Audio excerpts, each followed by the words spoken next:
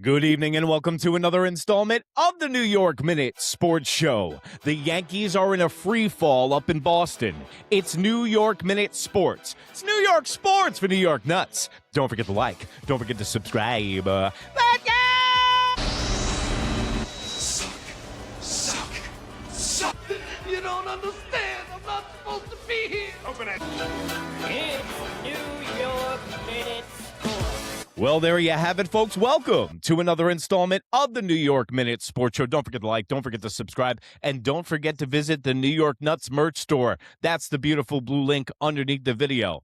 Well, the Yankees lose again up in Fenway, and Garrett Cole continues his historically bad performances in Fenway, and he might be a shadow of himself, but we'll get to that. What's the pressing issue for me right now with the New York Yankees is that everybody always blows the starting staff of the New York Yankees on how good they are and how good this starting staff is and how even people compare them to the 98 Yankees staff. Well, guess what, guys? We're going to have a little reality check here on New York Minute Sports. I've been saying on this show for the last month that this starting rotation is good on paper, but not on the diamond. In the last 23 appearances by the starting rotation on the New York Yankees, they're averaging 4.9 innings a start. And you are not a championship team, no matter how bad the rest of the league is, if your starters only go 4.9 innings. With Garrett Cole's performance today, he looks like a shadow of himself. Carlos Rodon, major liability. Will Warren, underwhelming. Weathers, hit or miss. Cam Schlittler, the best starter in the American League, and they're putting too much weight on this young kid's shoulders to carry the starting staff. This is going to be his first year, full year of Major League Baseball, and they're putting a lot of innings and they're putting a lot of pressure on this guy. The only guys that have gone 7, 6, and 7 innings in the last 24 starts are Cam Schlittler and Carlos Rodon. You cannot win consistently with your starting rotation getting into the bullpen that early. And it all started with Garrett Cole today. First of all, Garrett Cole was saying mass equals gas. Garrett Cole looks like he ate the old version of Garrett Cole before he got hurt and went on the injured list. He is literally a shadow of himself, and he's not hitting his spots. The gas is there and the stuff is there. But Garrett Cole, you got to remember what might be contributing to this is the pitch clock. When he got hurt and been out of baseball now for a year and a half, he had never pitched when the pitch clock was present. Now, we've even seen that affect high-end starting pitchers all throughout baseball getting acclimated to the pitch clock. Remember Nestor Cortez, when they implemented it, he became a non-effective starter, and I don't even think he's in baseball anymore. So I don't know if Garrett Cole is rushing on the mound and he's trying to get his rhythm down, but he does not look good. And all I heard was we have Garrett Cole and Carlos Rodon coming back. They have been mediocre at best. And then you have Will Warren, Weathers. That is not a good starting rotation. I'm sorry. And then you're relying on Max Fried to come back in August. What version of Max Fried are the New York Yankees going to get? It's very easy for the Yankees to go, oh, we're going to get the A-plus version of Max Fried. How do you know that? Also, that's another guy who doesn't fare well in the postseason.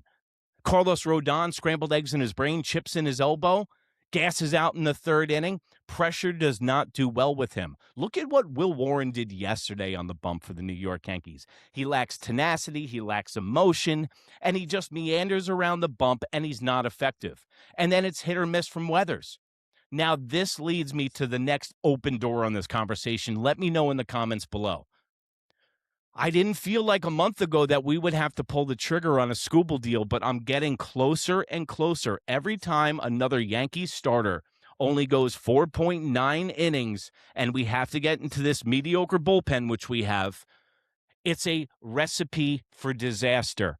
And now, Guys like Spencer Jones and Jason Dominguez. I know that we need to give them time to maturate, but the New York Yankees have a small window to win now with Garrett Cole and Aaron Judge. And guess what, guys? There might not even be baseball next year.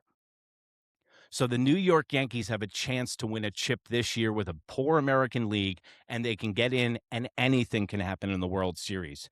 But how do you feel? Where's the confidence level on the guys coming back with Aaron Judge and Max Fried? And you know Brian Cashman's going to say that's just as good as a trade deadline acquisition, and we're all going to simultaneously rip our hair out.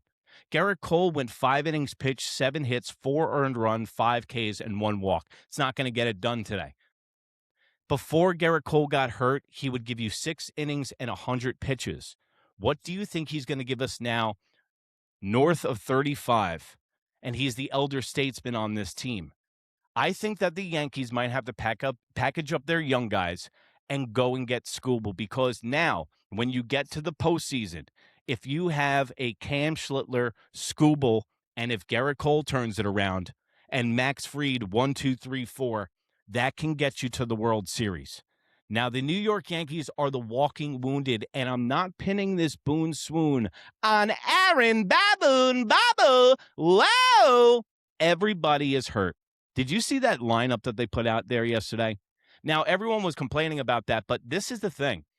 You need to rest the regular guys, even though you're hurt. Cody Bellinger, Ben Rice, Jazz Chisholm, they play all, Jose Caballero, they play all the time. They need a day off as well. Now we're going to the well way too much with Paul Goldschmidt.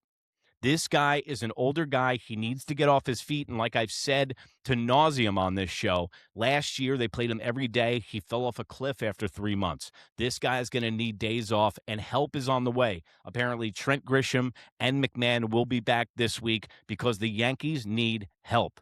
So now, are you willing to take guys like Jason Dominguez, Spencer Jones, Lombard Jr., and package them up, and Will Warren, and send them to Detroit for Skubal? Because it will only be a half-year rental. Let me know what you think in the comments below.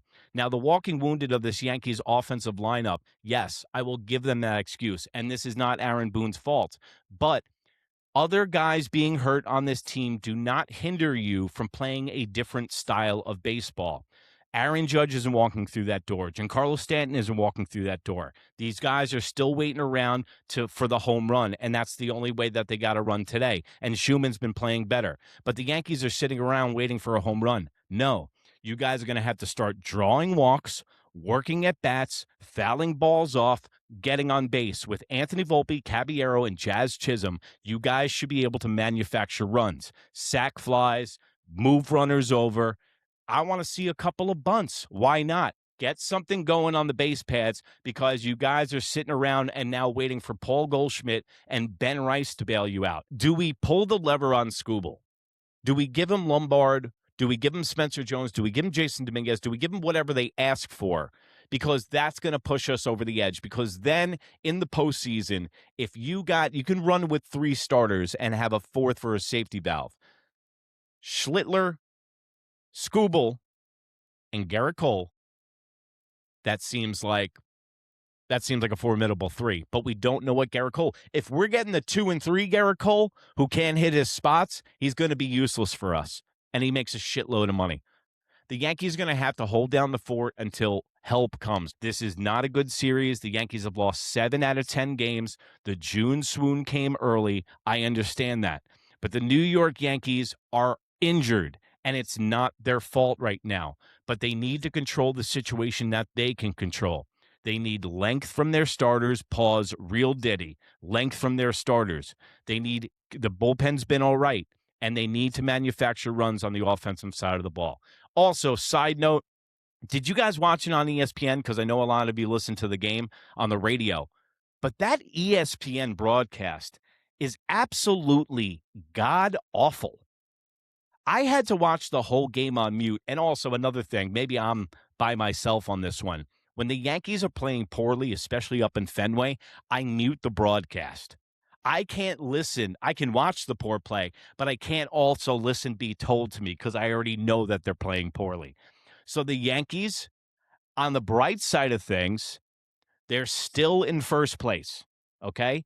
All these things are transpiring, and the Yankees in the beginning, when Aaron Judge went out, put wins together that cushioned the blow for this loss streak now.